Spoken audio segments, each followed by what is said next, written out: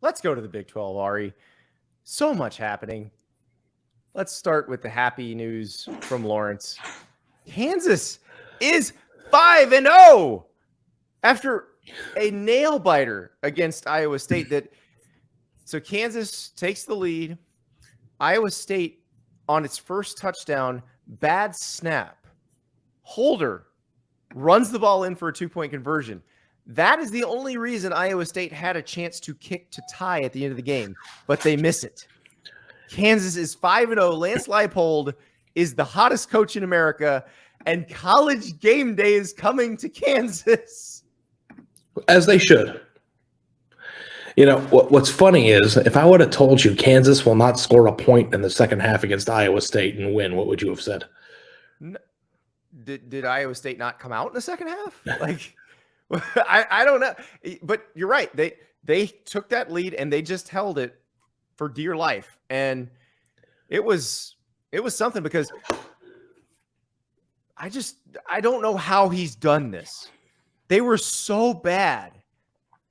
And now say it. They're good. They're just good. Like, it's crazy. The thing you have to consider here, Andy, too, is that their first 4 wins, 56 points, 55 points, 48 points, and 35 points. Mm-hmm. They won a game entirely differently than the first 4 against a team that is of a good team, painfully competent. Mm-hmm. That is a great win. It is. You're exactly right. That is a great point, too. Good teams can win in multiple ways. They do not need the game to go exactly as they hope it will to win the game. And that is what Kansas did. And I can't wait to see them against TCU because TCU's offense has been good from the jump this season. Sonny Dykes has come in there. Yeah. They are just mauling people. And they had some huge plays today. Max Duggan getting it done with his legs and his arms, or, well, just the one arm. Well, probably both arms when he's trucking people. Oklahoma's defense is awful. Holy cow. That's bad. And you can say, well, Brent Venables' defense is complicated. No. If your defense is too complicated, simplify it. Don't go get smoked. What does that say? Because guess what? If Quinn Ewers is back next week, you're going to get destroyed by Texas if you play that kind of defense. Brent Venables has been one of the best defensive minds in college football for the past 10 years, right? Yes. He didn't just stop being one of the best defensive minds in college football, right? Correct. That's correct. So what does that say about Oklahoma? And I want to get back to Kansas and TCU because they deserve our shine. That it might be the people? Is it the people? That it might be the players? The talent? Players? Well, clearly he's not got the talent that he had at Clemson. We know that. But this is where he gets paid all that money for, is figure out how to make these players competent. How many coverage breaks were in this game? All of them. Straight up, like, wide open receivers running around the field. Yeah, all of them. It's like that to me. It's like that's not players. Right. And here's the other thing about it. Well, I'll give you the other little factoid that adds insult to injury. You do know who the offensive coordinator for TCU is, right? I do. Who is it? Lincoln Riley's little brother. Garrett Riley. That's right. So, yeah. Now, it's Sonny's offense, but still, it is that is just salt in the wound there. But you're right. There were. Do you think that Oklahoma fans had a hard time with that? Maybe a little bit. Yeah. There were guys running wide open. You're exactly right. That if it is too complicated, if they can't master it, if they're in the wrong places, simplify it. Did Garrett Riley That's get a why job you get today? paid. Maybe. Perhaps Texas A&M could, because here's the thing. Like, Jimbo Fisher is going to be under a lot of pressure, and people are going to be like, Jimbo Fisher needs to stop calling plays. Jimbo Fisher's not going to stop calling plays. I'm going to tell you that right now. He's not going to get Gus Malzahn and be convinced into not calling plays. But what he may do at some point down the line is replace Darryl Dickey with a different offensive mind to kind of bounce things off of. And perhaps Garrett Riley is that type of person. But yes, I think a lot of teams will be looking at what TCU is doing and saying, how do we get a piece of that? Young, handsome Riley brother. Mm-hmm. It's an attractive asset in today's world. But Sonny Dykes is a great offensive mind too. So let's not blow up too much smoke. But it has been fun to see Sonny Dykes tinker around with some Power 5 talent as well. Yeah. He had some really good teams at SMU, but he's a good coach. He had some decent offenses at Cal too. Did I say at TCU? I meant at SMU. You said SMU, but Okay. he was in the Power 5 at Cal and had some okay offenses. But I mean, TCU looked dominant. That's the thing. Because if you'd have told me TCU beat Oklahoma and Dylan Gabriel got hurt, I'd be like, oh, okay, maybe Oklahoma's offense just couldn't get it going. No, they just got. It didn't matter. Yeah. Didn't matter what Oklahoma's offense did. Yeah. No, I'm with you on that, man. And I don't know if people realize this, but Max Duggan's a really good quarterback, and he's had a lot of injury stuff in his career, but he's a really good player when he's playing well.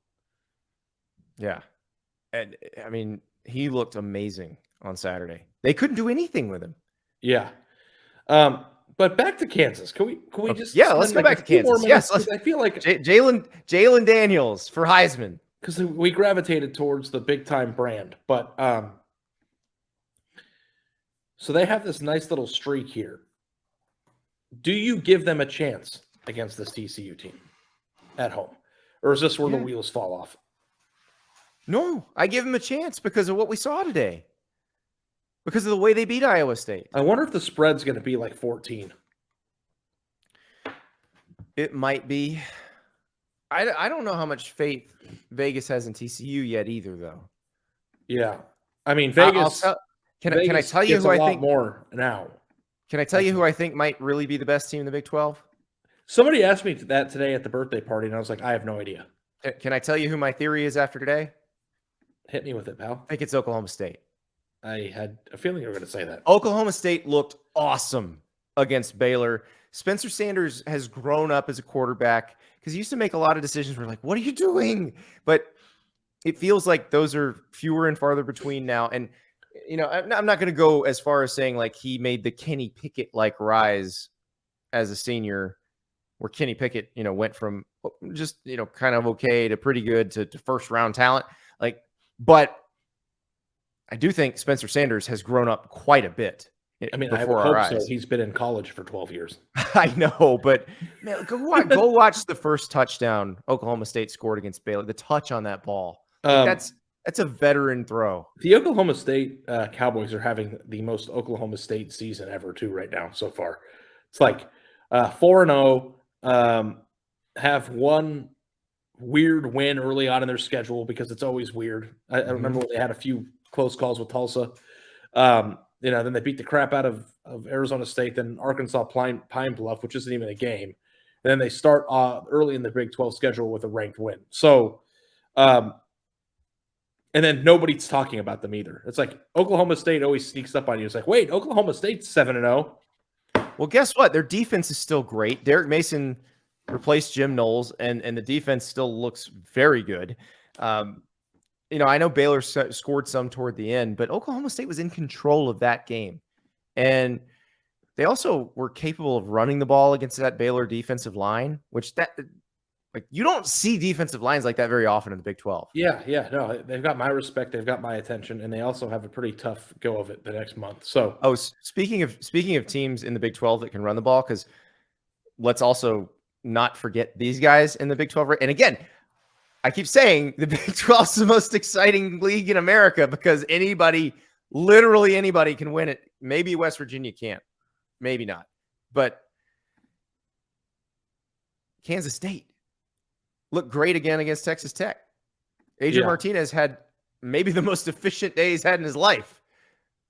Yeah, Kansas State's figuring it out again, huh? Yeah, sure seems like it. That Tulane loss feels a long time ago, and it was only 2 weeks ago. Yeah, and guess what, Andy? It does not figure into the Big 12 race. It does not. So we have some more Big 12 craziness on the radar this year. But, I actually think that TCU would be a program that I would buy stock in. I think this is a program long-term, especially after the two big dogs in the Big 12 depart. I think that they would be my most attractive team, especially if I get to keep the coach that they have to be the new kings of that conference for the next in the race to be the kings of the conference. Yeah. I think TCU is probably the forefront there, or I think TCU, Oklahoma State, Cincinnati when they get there. Probably. I just think the combination of Sonny Dykes and Dallas in Fort Worth there, I think is a really good building block. Yeah.